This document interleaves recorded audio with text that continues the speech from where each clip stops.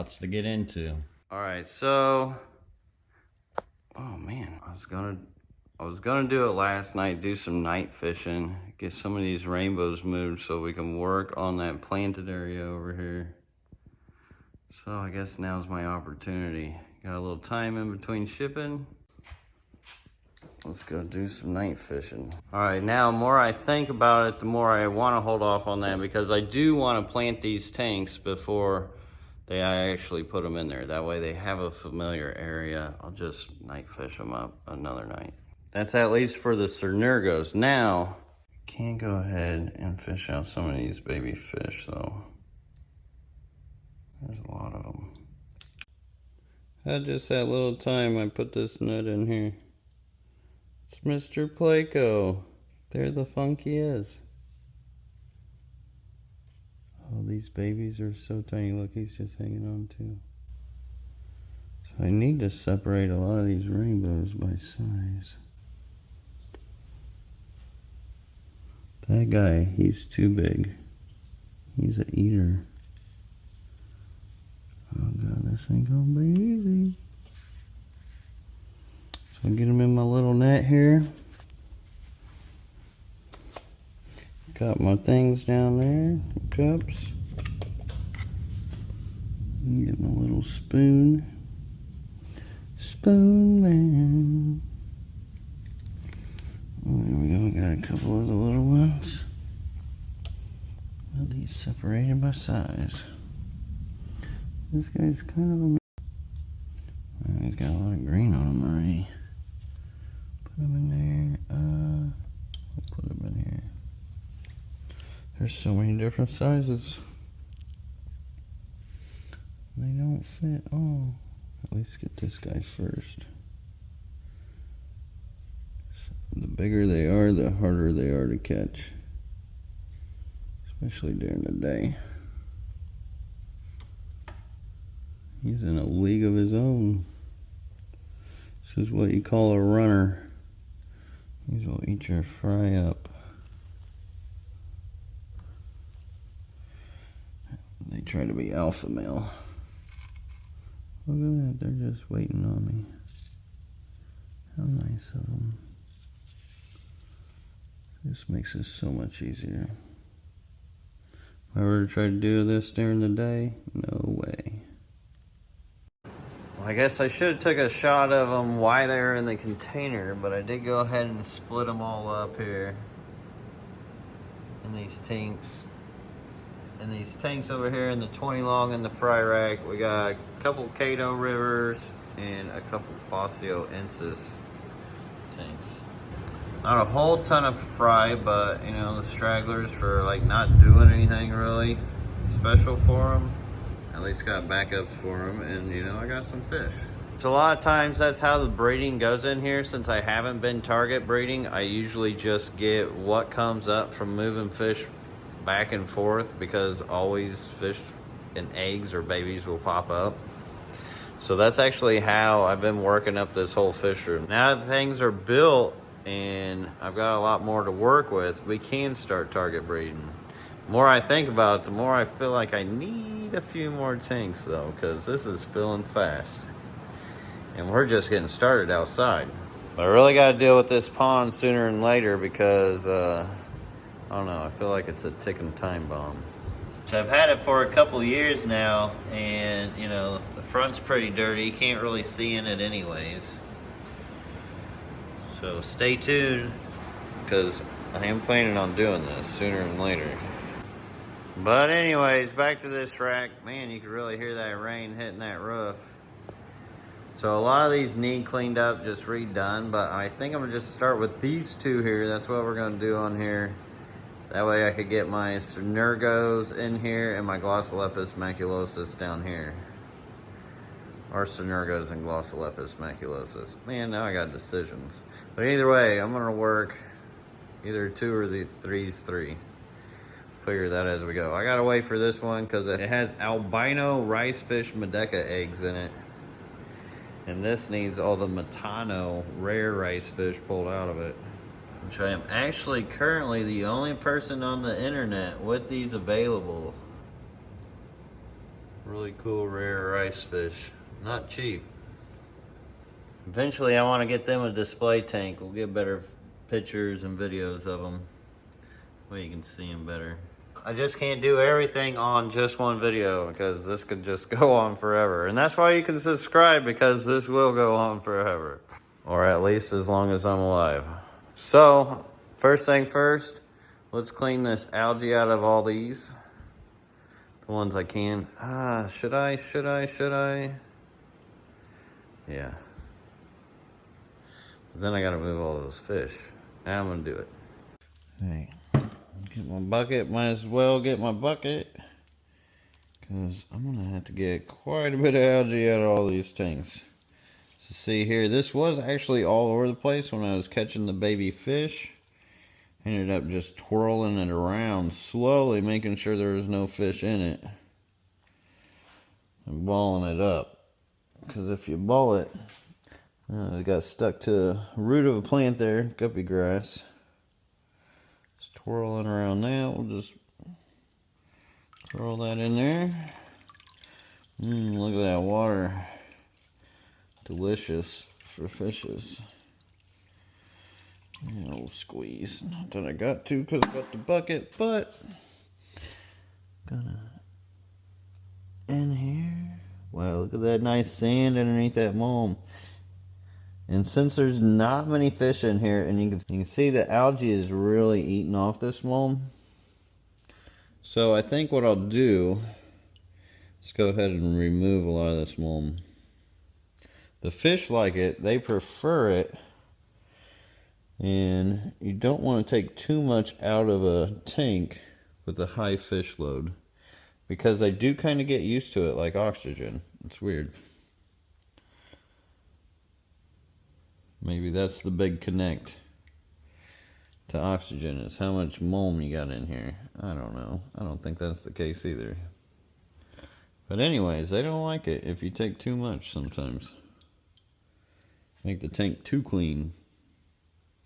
Especially if it's been dirty. Alright, not perfect, but not bad. And of course, I gotta wash my hands through every tank because, you know, OCD. And I know there's probably some babies left in this one. Definitely a placo. At least I know there's not eggs in the algae.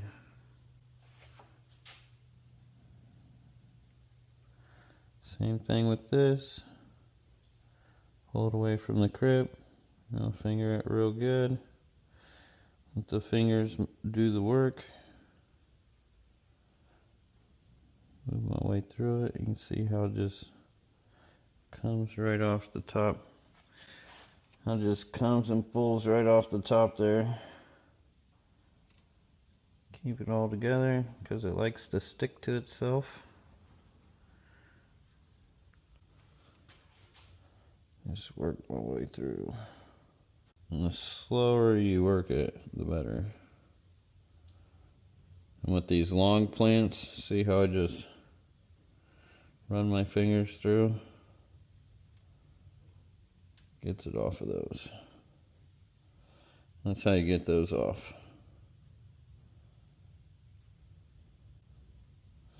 Starting from the base of it. Starting from the bottom of it.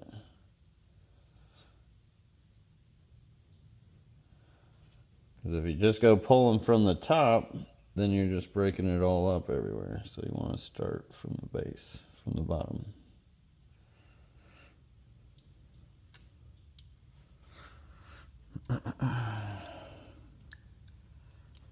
This stuff is pretty stuck on. No, there goes my net. I should have cleaned these, but I'm probably going to have to catch rainbow fish. Now this is being real stubborn on the head of this. Well, I'm making it. Actually, I'm just going to trim that off because it doesn't look that good to begin with. A little trimming never hurt. Although I got the bulk of it, still running my hands through, getting little bits out of it. So, you know, you may not get it all. Some likes to stick here and there. But you can really feel it. And eventually, there'll be no more. Alright, I gotta get rid of this nut freaking thing. Get off there, snails. No snail left behind. Come on, buddies. Boop, boop. Get off the net. Ooh, swish. Kobe. Get this clean. Now see, I'll rotate this so it doesn't drip everywhere. I learned that from working in a carpeted fish room.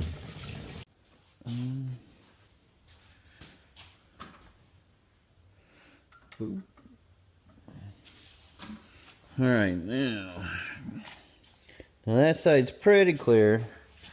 Still a lot on the cave, but not a big issue.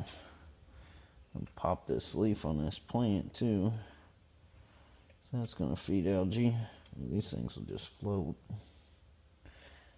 Now let's grab this from the bottom, working from the end, then we'll work our way on through to all this.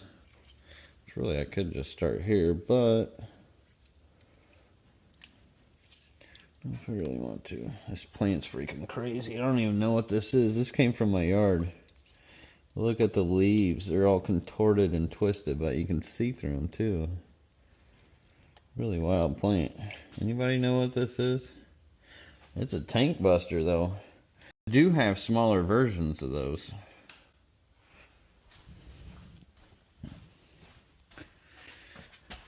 Here you can see them in my Pseudomugul Root 2 tank. It's the same kind of leaves, but it actually stays small in this tank. And these are just about as old. You see how much thinner it is. Glossolepis maculosus babies. I have no clue what they are though. Like a Pontigeton? I don't know. There's those Pseudomuguls.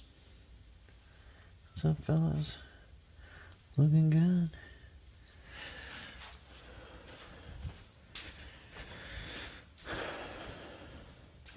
Anyways, back to this. And same thing with getting that hair algae out of the crypts. You just run your fingers through them. And these little pieces here, just put them in your pile of big pieces. Like I said earlier, they'll all stick together. This Anubias, now I want to go slow with this because I don't want to pull the Anubias roots out of the ground. You guys know how long it'll take them sometimes to root themselves. It's a real pain when you gotta replant them. So I'm gonna go careful because some of those root runners they have are long. You start pulling on those, you'll pull the Anubias right out. So I got the bulk off of it. I can clean up the little stuff here. And you know what? I don't know. I want to get rid of this pogo stemming. It just collects algae in here. I don't think it's really like in the tank. Then I'm going to put a pogo stemming tank somewhere else. Dang, look at them roots though. Those are nice. Look at those nice white healthy roots.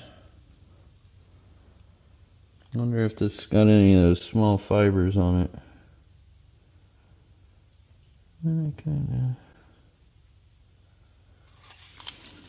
Big reason why I'm taking that out too is, you know, I don't want too many species in a tank of plants or it's just too much work and maintenance. I've got enough of them where I can species specify more. And some just don't get along with each other. This one will be mostly Rotala. Couple crypts and then I guess this big old beast. I don't know. I'll probably do something with it later. I could only imagine what its roots are like. And see, I can't even see what I'm really digging in here anymore. But I know there was some algae in the back corner, more than likely. So I'm just going to have to keep moving my way through it, feeling it, getting it where I can.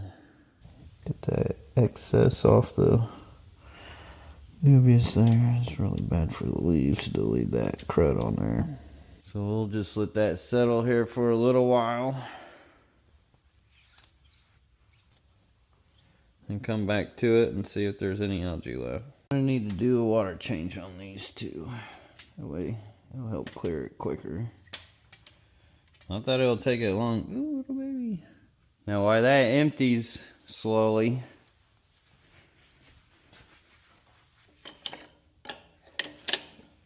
might as well bust out a few rafts for old Joey, king of DIY. Better be ready. It actually sucks right now because my pump's not working. Now I'm gonna have to let gravity do it because I got a pump down here that's supposed to pull it out, but I cannot get enough power to it. So that's a pain. I gotta figure that out. I don't know.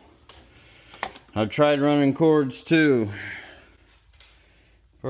Barn needs an electrical upgrade or something. I ain't ready for that. Jeez. Alright, so, I don't know. May have to do this old-fashioned way. Or just let it settle and get it tomorrow. Well, I might as well get ready for Fins and Fury while I think about it. August 17th. Pay-per-view. Live and in person, New York. Fins and Fury. Cause why not? YOLO. Hello.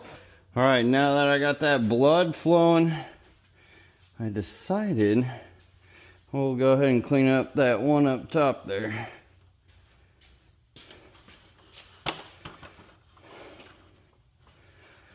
I might as well get all the plants out and algae first. And for this tank, I'm gonna clear it all the way out. So I wanna make sure I get the roots and all these stem plants out. All right, so that one is cleared. It's already been late. It's been a long day. So I think I'm gonna wait till tomorrow and we'll really clean these up and figure things out. All right, it's a new day. Those two tanks are reset. I'm gonna go through, clean up the detritus and mulm a little bit. So as you can see here, the algae does feed off of it. And it just looks nicer having that sand look. Technically that's just new dirt, but I'll show you how I get that cleaned up. And since I'm gonna be growing stem plants in this, it will be a better start to have that off there. Now over time as it develops, it may not cause a problem because then it'll be heavily planted. But at the beginning, it does help. And I have 3 different size hoses: small, medium, large, faster, in between, slowest. So we're gonna use this one because this is gonna buy me more cleanup time to get around all that surface area of the sand. All right, so we're gonna do this old fashioned way. I do have a pump and a bucket, but you know, I need to work out.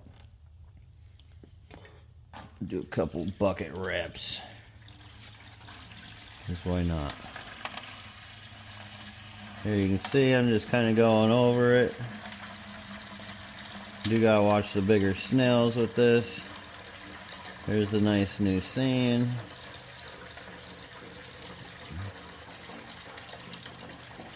And if there's little tornadoes, I try to get those.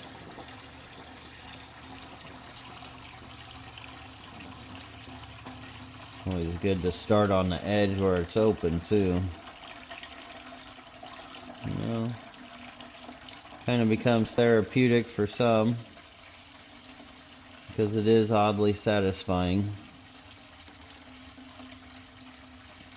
But this detritus in here is just breaking down an algae, breaking down a plants, breaking down a waste, leaves, all that stuff. And it just becomes new dirt. And this is actually what eats a lot of the impurities. So this is the gut biome of a lot of fish out there, especially baby fish, because they'll eat through this detritus, eating little microorganisms. This stuff is alive. This is what cleans your tank when you got a filter on. You push it through this and you'll get the best water clarity out of a filter, more of this stuff you have in it.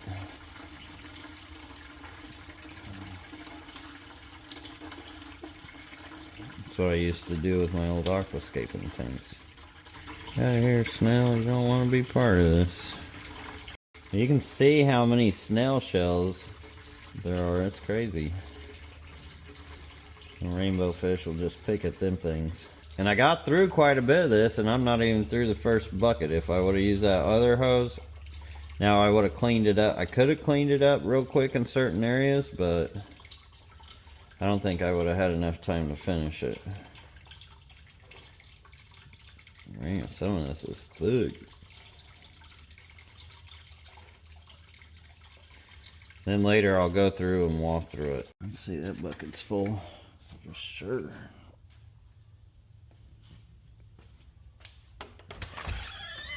Now I went ahead and got the medium hose here. I'll show you guys how well this works. Now see, it does move it fast. It moves a lot of it. If you move quicker, that bucket's gonna fill a lot quicker. So I don't know if you're in a hurry. Well, this seems to be working pretty good.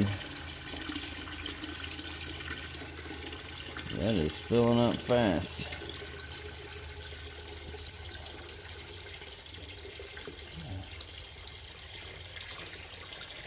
Real fast. Whoa, buddy. So I don't know. I feel like I got a lot more from that smaller one than I did this bigger one. I don't know, because it could have been thicker here too. And really that much area compared to just those edges, I would say is about the same. But this did go quicker, so more power did help.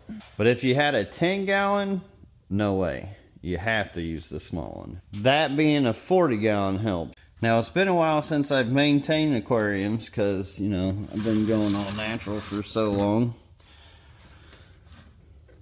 I forgot about the art of making Shinados.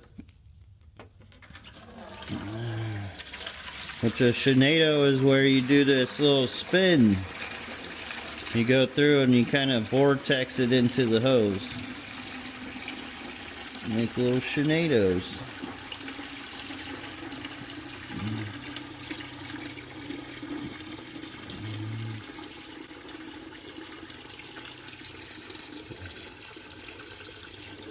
Yeah, I drawed it and then let it sit, gathering all that up,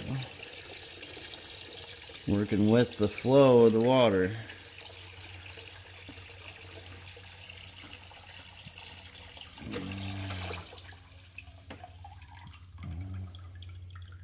I'm gonna try something. I'm gonna try to waft all this into the middle, see if I can get a vortex and get it kind of sit more in the middle. You know, it's all going into the column. I don't know how that would work. If it was a round tank, it'd be a lot easier, but being squared, it's those angles. Well, I'm gonna go ahead and add some water because that's good enough for now. I still got this one to clean up and that one to clean up. And while I work on this tank, I can have that tank filling, which I can fill this one at the same time, buy me more time while I clean things up. I have been liking the first run with the small hose and then hit the second one with more of a power grab. But I gotta be real careful not to let these leaves dry out on this. You know, part of me just wants to cut it down and see what happens. And I was getting ready to do this pond here sometime soon, so I'll have a couple 100 gallons over here, and maybe I'll stick that in one of those. That way I can just remove it out of this and get this focused on. It's right down there in the corner, kind of hard to see. A little green plant next to the stem plant is a crypticorn, a rare crypticorn, real rare, purple silver queen. If you look, you can see where this Rotala has been trying to move straight to that crypt. It literally shot straight to it. And look how it's really thick here. Not much there, not much there, but it got thick right at that crypt. Started going crazy. Now I don't know if that's a good thing or a bad thing, but I'm gonna go ahead and cut it off from there and then stick it over here in this corner. because it'll be all right either way. But I don't know, that could promote the growth for both of the plants. So it's kind of a tough choice. But my motto is always better safe than sorry, because I see a few of the leaves on the Crypt. That one doesn't look real healthy. And, you know, it's better to just give it its space instead of letting it potentially battle.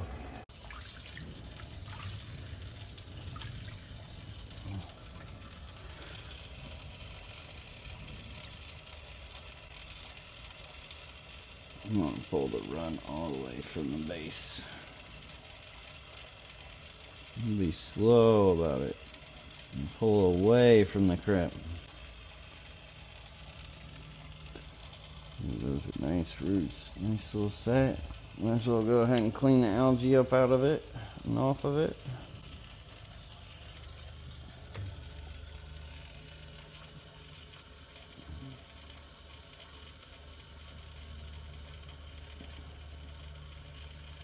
Try to get what roots I can down first. You know, poke it, tuck it up underneath. This substrate's actually super thick because it's so alive. And some plants just need water change. It really helps them out. Some plants can do without water change. Doesn't matter. If I was scenario, it'll go gangbusters. But that Ferrugenia Crypt, if it really wants to grow, same with that Colorado, water changes. And by doing more water changes, I'll have less algae too. It's because they'll be growing more plants.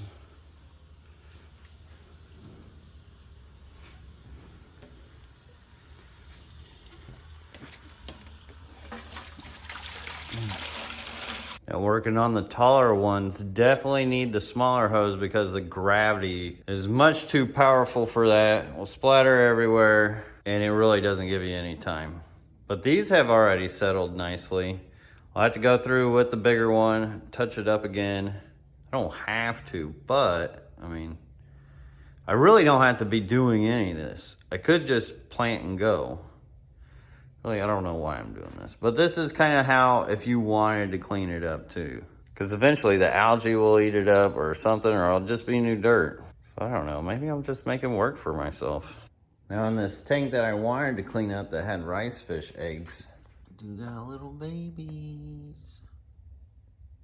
You can see this 40 right here, the first one I did, it's already settled really well. Not bad clarity, eh? But anyways, there's still quite a bit of mulm on there. I could not care about that, which I really kind of don't, but I don't know. Now let's just clean it, because actually fish, I could always maintain algae as it goes and flows, and it's really not going to be that big of an issue. So time to jump into this shrimp section here. I've got this tank down here, which is just absolutely loaded with this Rotala. I believe this Rotala Colorado. I'm sitting here with my yellow Caridina King Kongs, which actually throw yellow really King Kongs as well.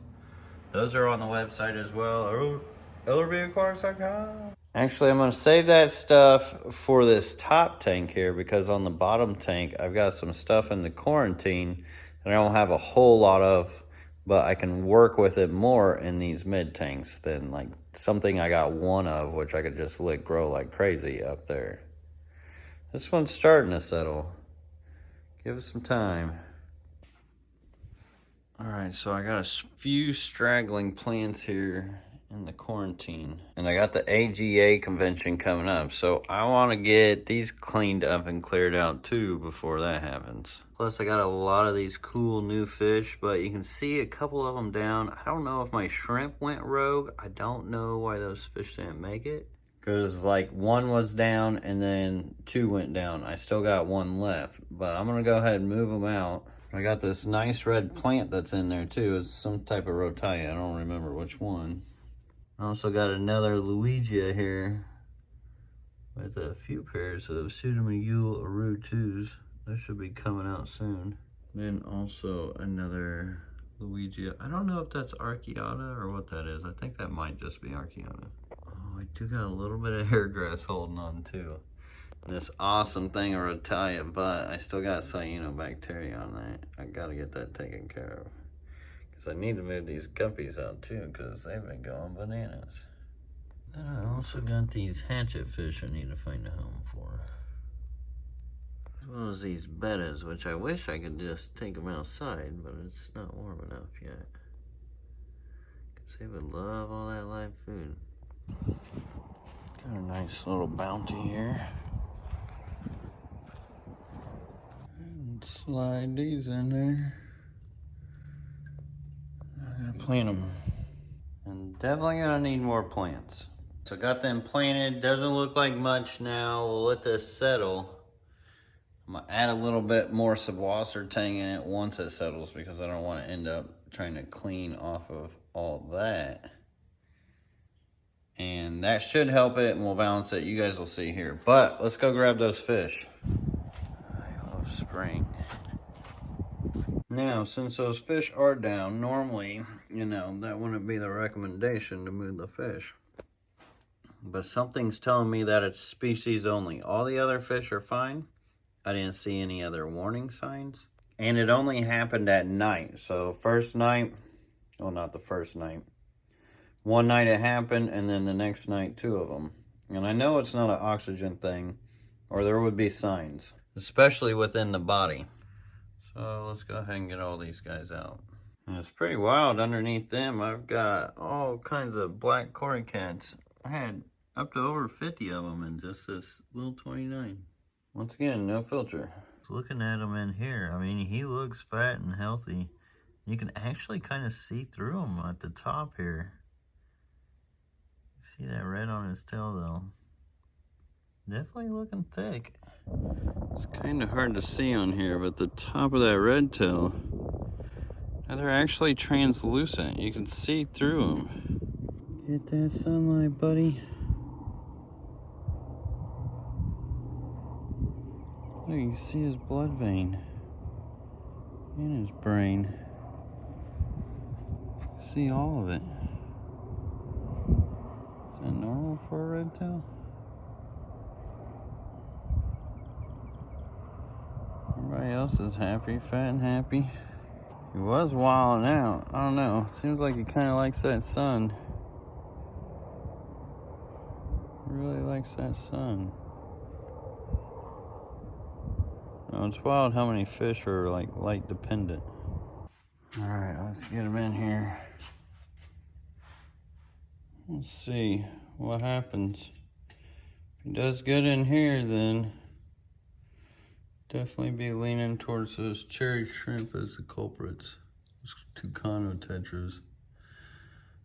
Pencil fish are cool. I'll go ahead and get in this dirty tank here. Give me a dabble of Daphnia for him.